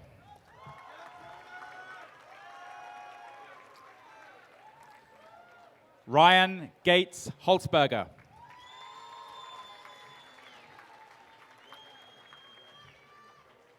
Kristen Hong.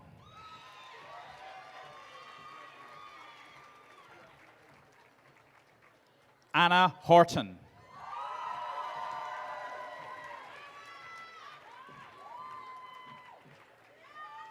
Grace Rushka.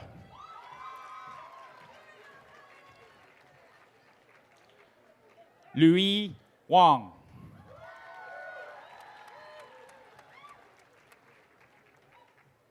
Zhiwei Zhou Wang.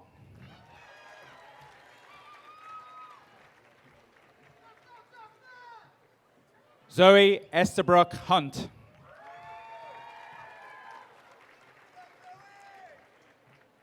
Griffin Angus Hurlbut.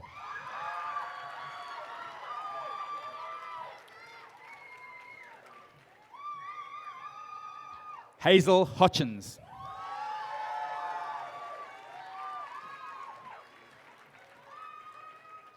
Celine Poma Hilton Day.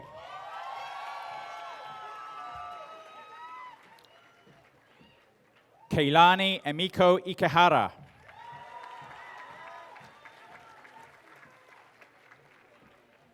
Alistair Johnson.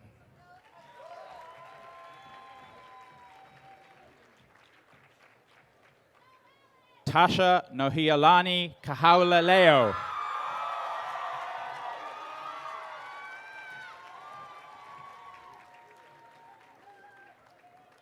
Tiffany Kahealani Kahawalelo.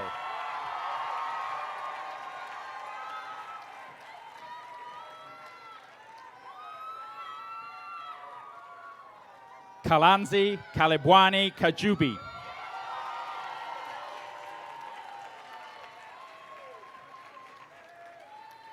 Kevin Ronnie Kandambi.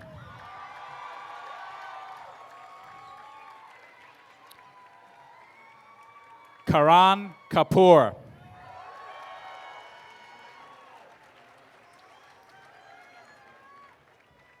Madison Kawahi.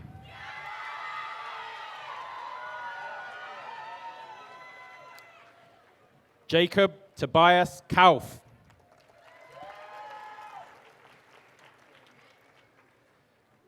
Rajyalaxmi Shivani Kavuluru.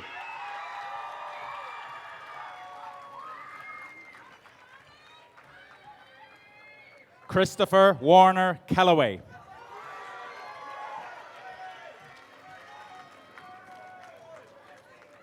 Sarah McKinley Keller.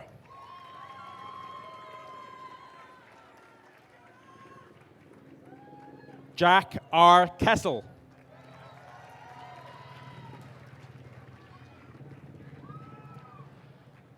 Bisma Nur Kwaja.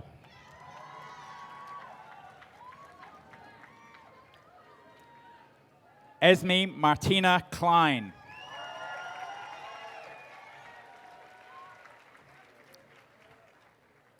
Olivia Klugman.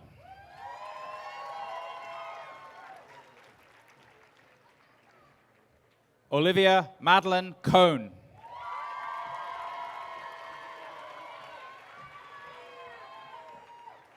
Charles Colbrenner.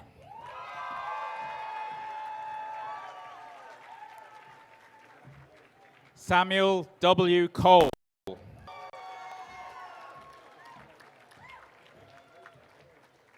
Thomas Conrad Cranwinkle.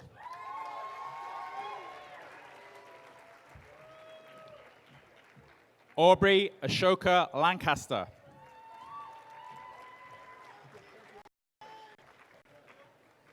Sandeep Harsha Lankareddy.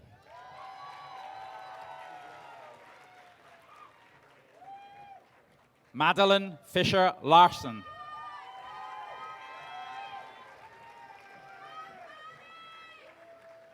Charmaine Zhangming Lau.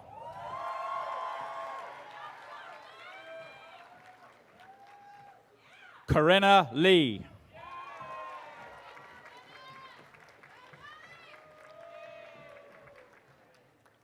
Aaron Lengel.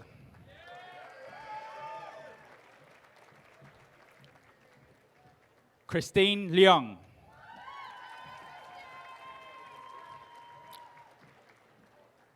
Peter Leung.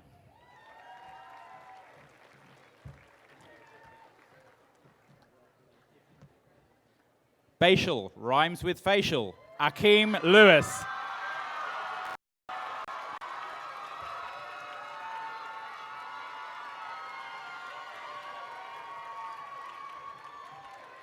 Crystal Yiran Lee.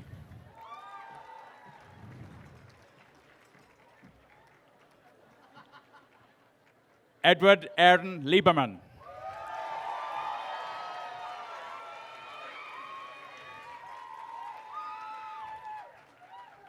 Mitchell Gray Liu.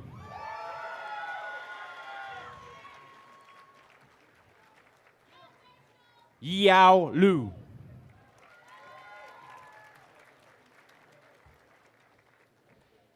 Nicholas Javier Lopez Casertano.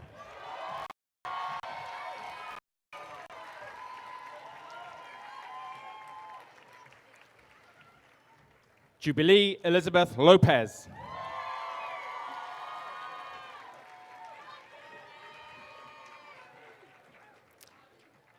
Charlene S. Lord.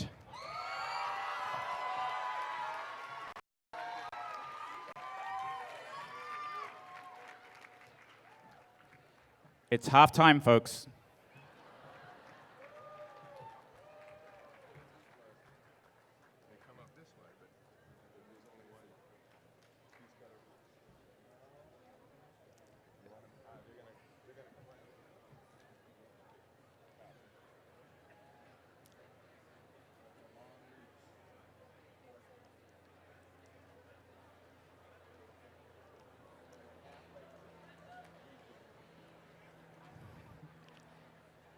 Kitaki Madan.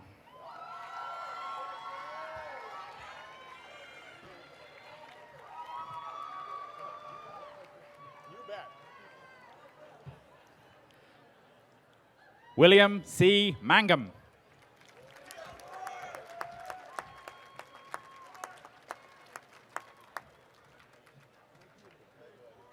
Ryan Craig Mann.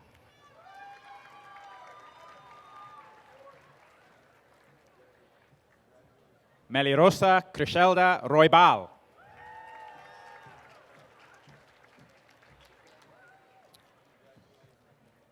Samuel Andrew Benjamin Martin.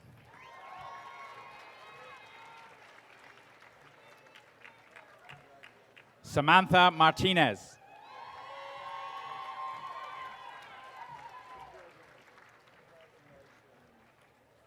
Kamyab Mashian.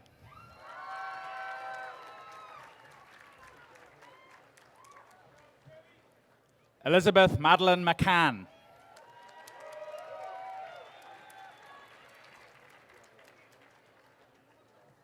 Michael Cormac Jeremiah McCarthy.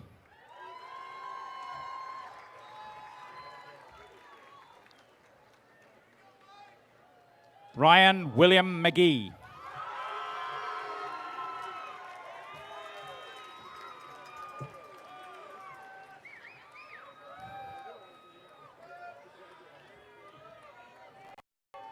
Matthew Graw.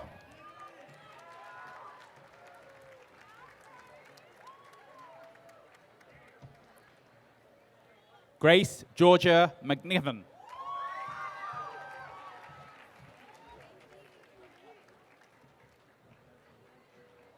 Carly Sarah Medina.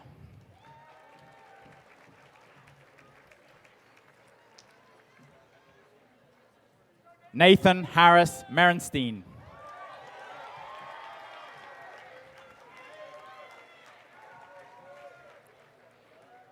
Benjamin Miller.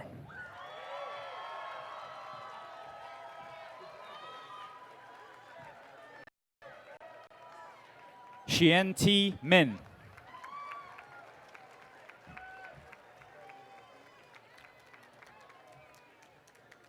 Kanan Hunter Miranda.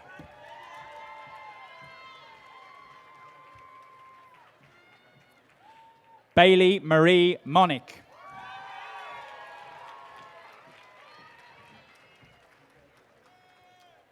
Christian Kapili-Hoha Joseph Moniz.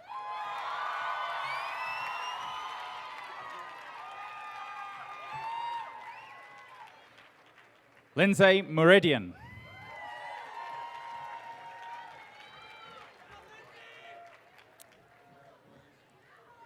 Rachel Wynn Moskowitz.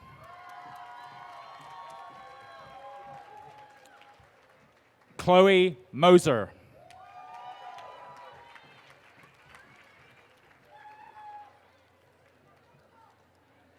Justin S. Mugabe.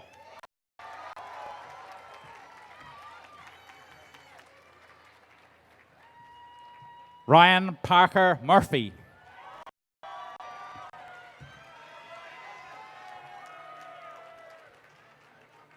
Catherine Nelson.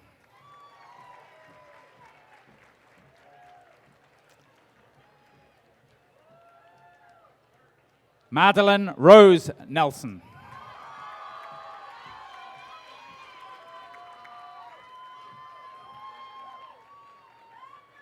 Samuel Jesse Neufeld.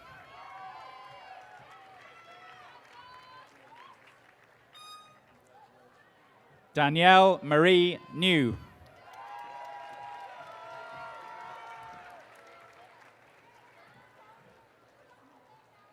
May Win.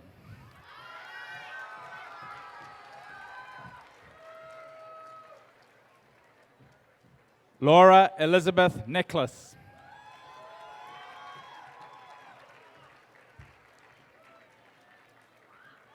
Neha Kaveri Nirkonder.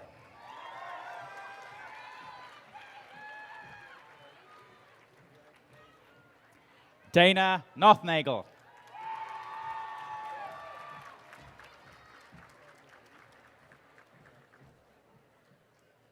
Emeka Ochiaga. One more time. Emeka Ochiaga.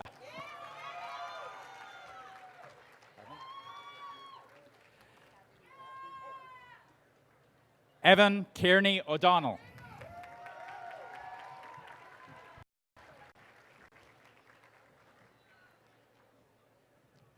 Sean Young Ogami.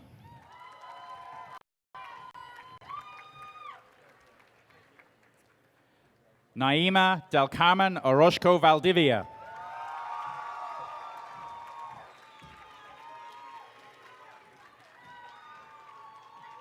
William Antonio Ortiz.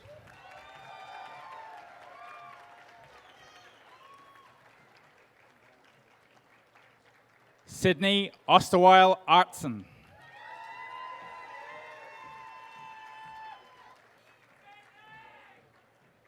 Jonah Pappas.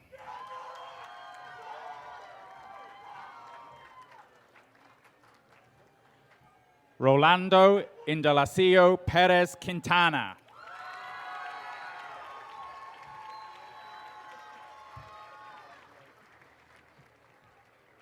Adela Rose Pfaff.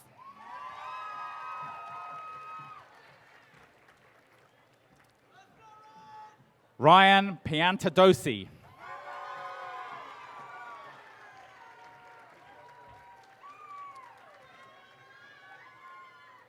Theodora Picone.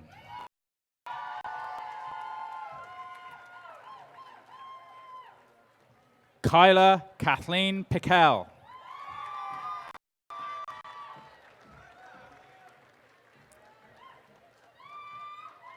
Michael William Pollison.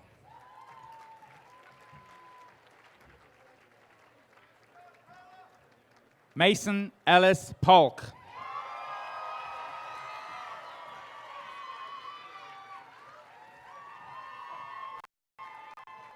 Rama Sai Prasad.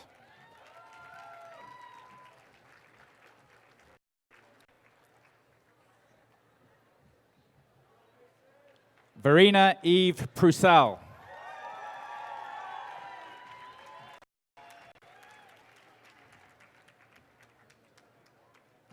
Aleo Naz Pugh.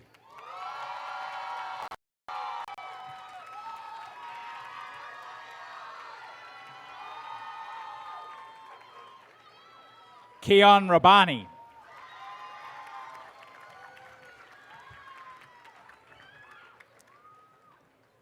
Jasmine Randall.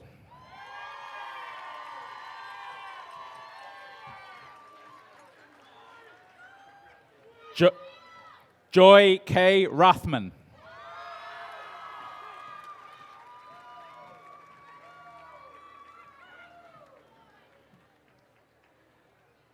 Yuki Ratna.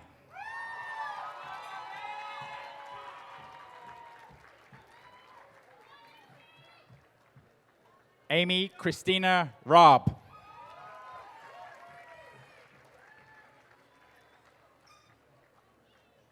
Tess Regan.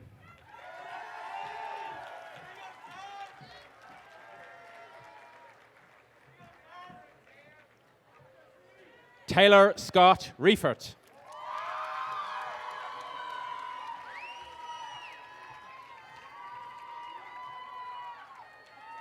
Bethany Ream.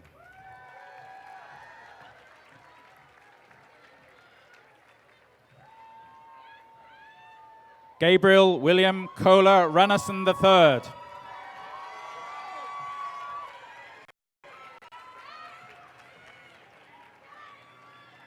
Jesse Roba Ribera.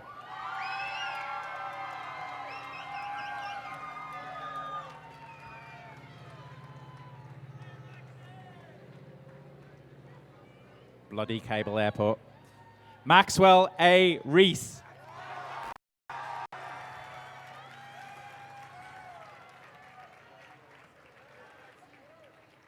Sophia Rizzolo.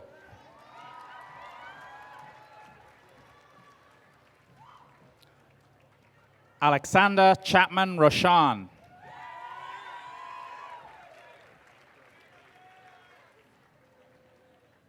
Elizabeth Rodarte.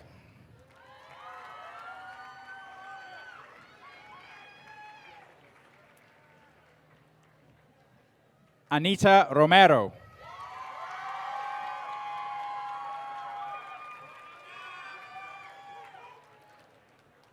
Christopher Rossi.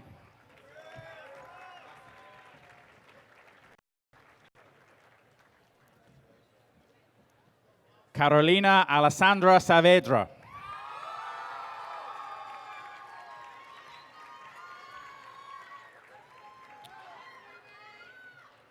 Emma Claire Gathy Sasso.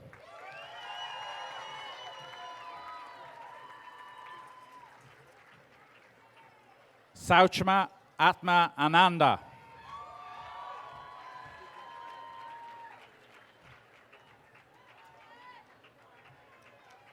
Jacob Scott Shaner.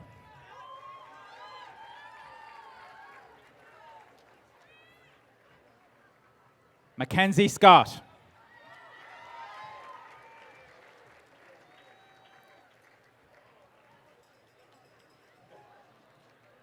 Omar Shah.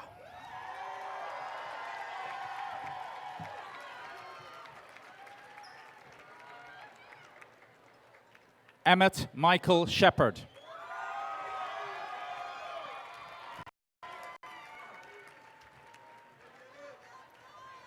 Maya Erin Shern.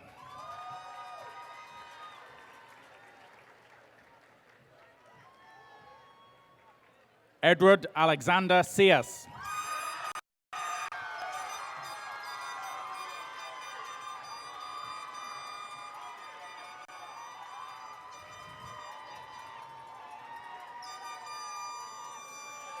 Hunter Seidel.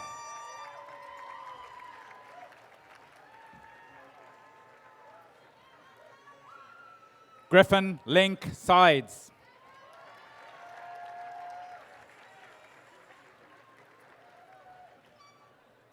Shubman Kaur Sidhu.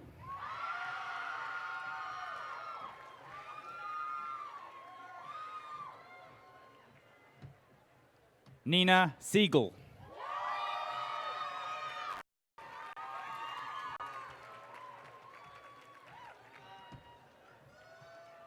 Crystal Sin.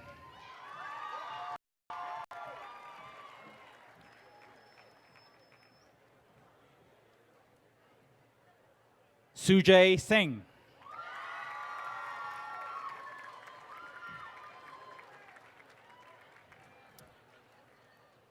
Zainab Sumaya Sohail.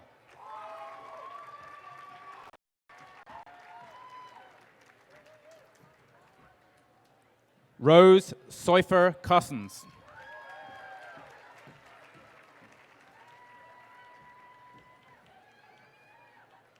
Itai B. Sofer.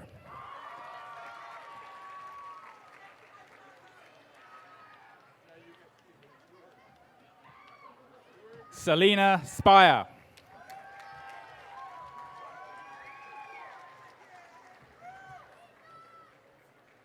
Morgan Elaine Stockham.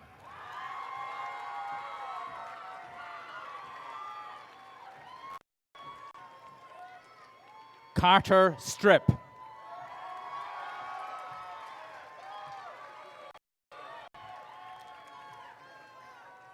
Kamya Sood.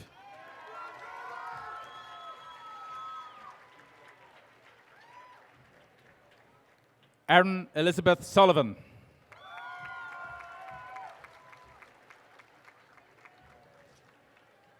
Mary Catherine Thomas.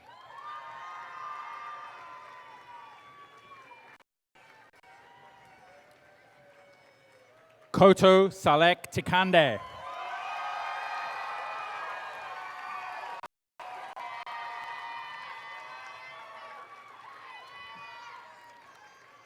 Sisa Pakarina Tikshikuro Duque.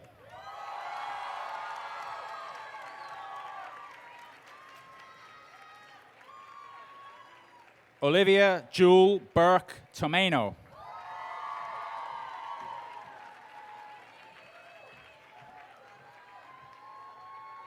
Madeline Nicole Tobin.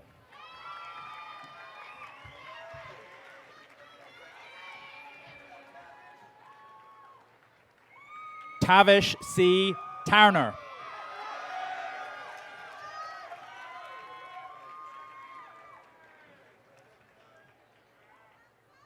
Gasper Wade Tringale White.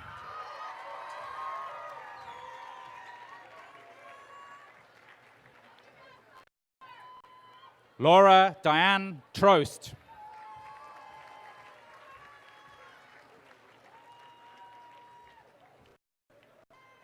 Cherie Soyu Tse.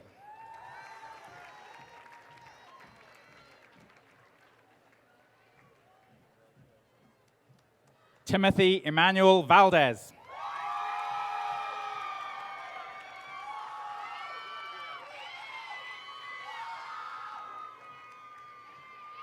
Kia Vu.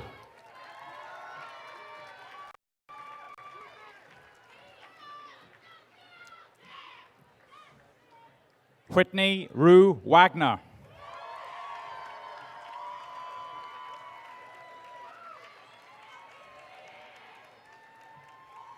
Chu Yi Wan.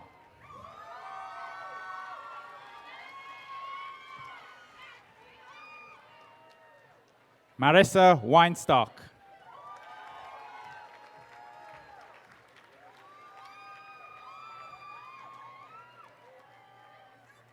Huet Welda Selassie.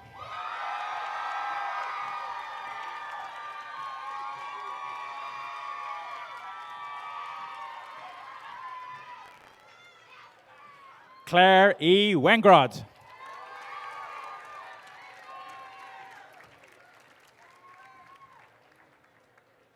Simon John Wesley.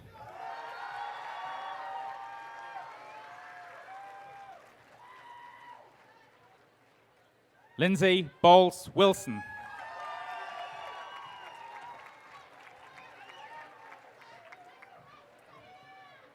Aviva Rose Wolf Jacobs.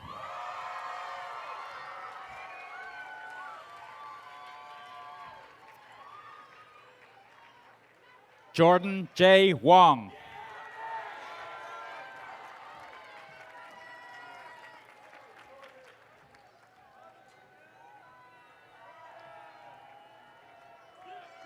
Alexander L. Wu.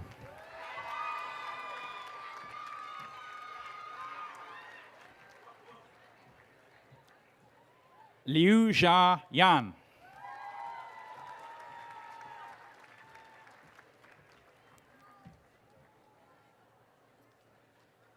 Lavinia Meijun Yap.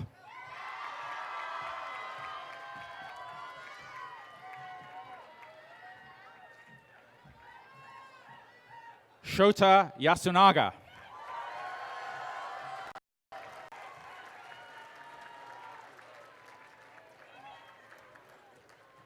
Crystal Keiju Yu.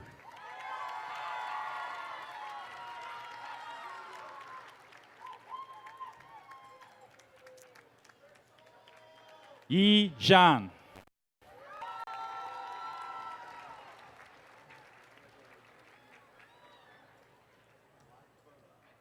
An Chi Zhang.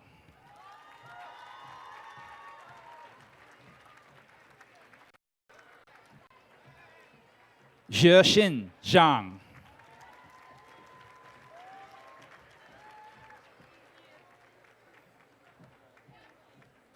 James C. Zheng.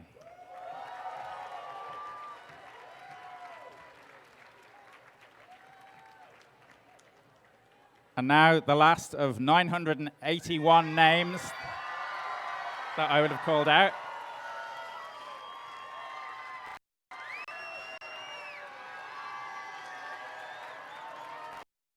Julia Adriana Zwal.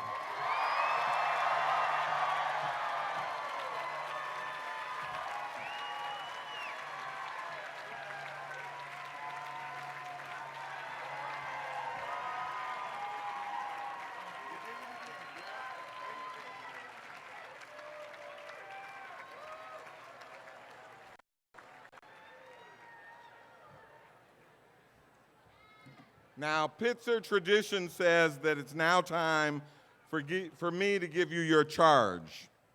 Now, as Pitzer College students who possess immense confidence, unabashed individuality, strong ideas on practically every social issue, and boundless enthusiasm, providing a charge to you is probably pointless. But tradition cannot be overlooked. Let me give it a try.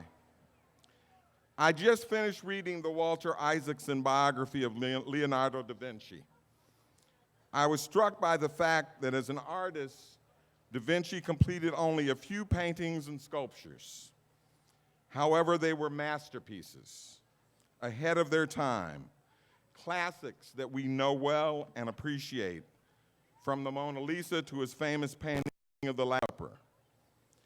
We all have a limited time on this earth, and I want to challenge you to produce a masterpiece in whatever way you can, through your hands, such as a work of art, your mind, such as creative writing, scholarship, a feat of engineering, or your heart, through acting, through relationships, social ties, or passionate societal engagement.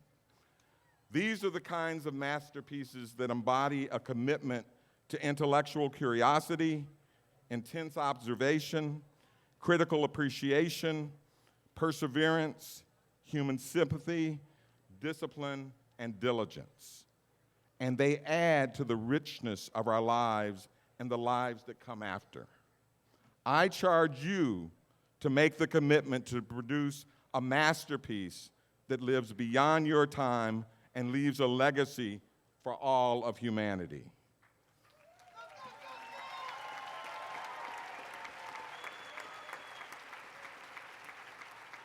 My friends, I present to you the Pitzer College class of 2019.